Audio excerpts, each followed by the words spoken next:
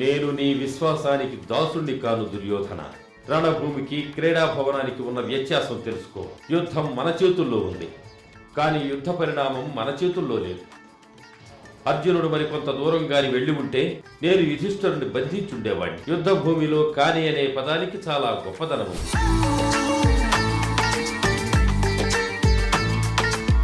నేను సురేంద్ర పాల్ సింగ్. సినిమా మరియు టెలివిజన్ ఇండస్ట్రీలో ఒక నటుడిని. మీరు నన్ను మహాభారతంలో ద్రోణాచార్య పాత్రలో చూసి ఉంటారు. రణభూమికి క్రీడా భవనానికి ఉన్న వ్యత్యాసం తెలుసుకో.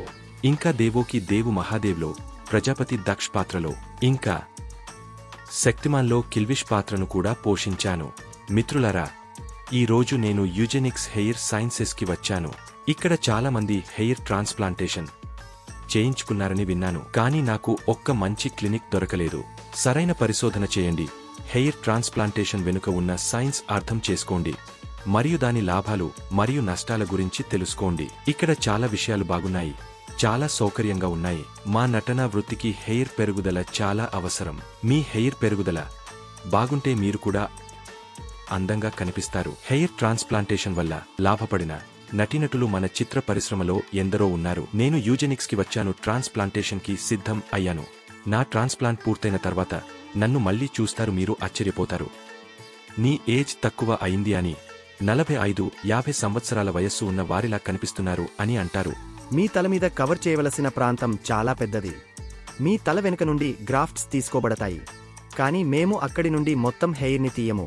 ఇది ఒక విధంగా తెలివైన ఎక్స్ట్రాక్షన్. జుట్టు తిరిగ పెరిగిన తర్వాత అది ఇప్పుడు ఉన్నట్లుగానే కనిపిస్తుంది. అది సహజంగా కనిపించేలా మేము ఒక్క స్ట్రాటజీతో ఇంప్లాంట్ చేస్తాము. అలాగానే డెన్సిటీ కూడా పెరుగుతుంది. ఇంతకు ముందు మీకు బట్టతల ఉంది అని గుర్తుపట్టలేరు. మిత్రులారా, మీరు ఈ సమస్యతో ఇబ్బంది పడుతుంటే నేను మీ అందరికీ చెప్తున్నాను, దీనికి ఒక పరిష్కారం ఉంది. అది యూజెనిక్స్ హెయిర్ సైన్సెస్.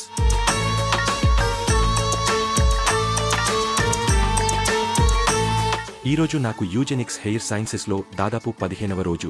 దాదాపు 11,500 గ్రాఫ్ట్లను అమర్చారు.